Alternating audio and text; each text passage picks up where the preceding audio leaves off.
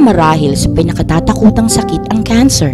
Bukod sa matinding epekto nito sa buhay ng isang tao, ay wala itong pinipili, maging bata man o matanda, mayaman o mahirap. Ang cancer ay binubuo ng mga magkakaugnay na sakit na konektado sa cell.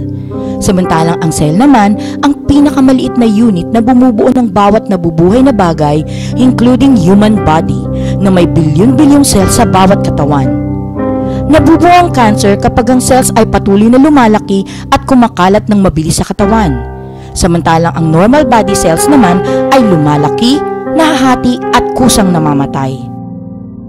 Ayon sa pag-aaral, ang cancer ang pangatlo sa nangungunang dahilan ng pagkamatay ng tao sa Pilipinas. Sa Amerika, isa sa bawat 4 na tao ang namamatay dahil lamang sa sakit na cancer. Hanggang sa kasalukuyan, patuloy pa rin ang mga dalubhasa sa pag-aaral sa kung anong pwedeng maging lunas sa sakit na ito.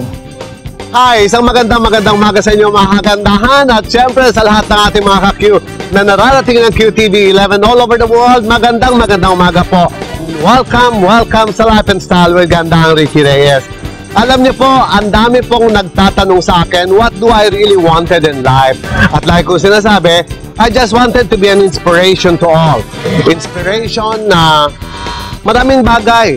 To give an inspiration to a lot of people to change their life, to give an inspiration to a lot of people to work, to give a lot of inspiration to other people to be a better person.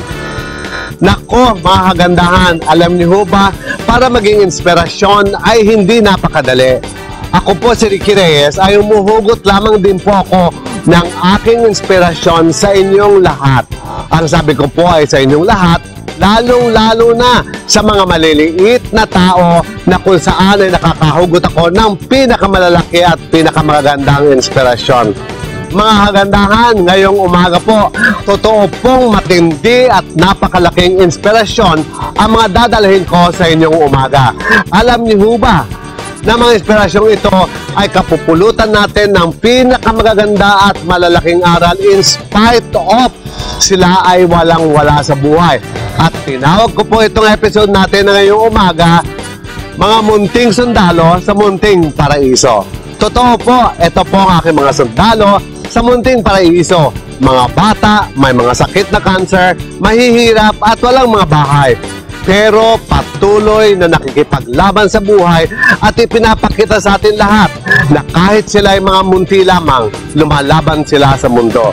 Nako mga kagandahan, syempre kasama pa rin ang kagandahan, pakasama natin si Rox para naman sa ating modelo na dadalahin niya sa ating Great Hair Day. Nako mga ka-Q, mga kagandahan, ang ating pong mga munting sundalo. Bibitinin ko kayong lahat dahil mamayang konti lamang ay bibigay ko na sila sa inyo sa pagbabalik po ng Life and Style with Gandahang Ricky Reyes.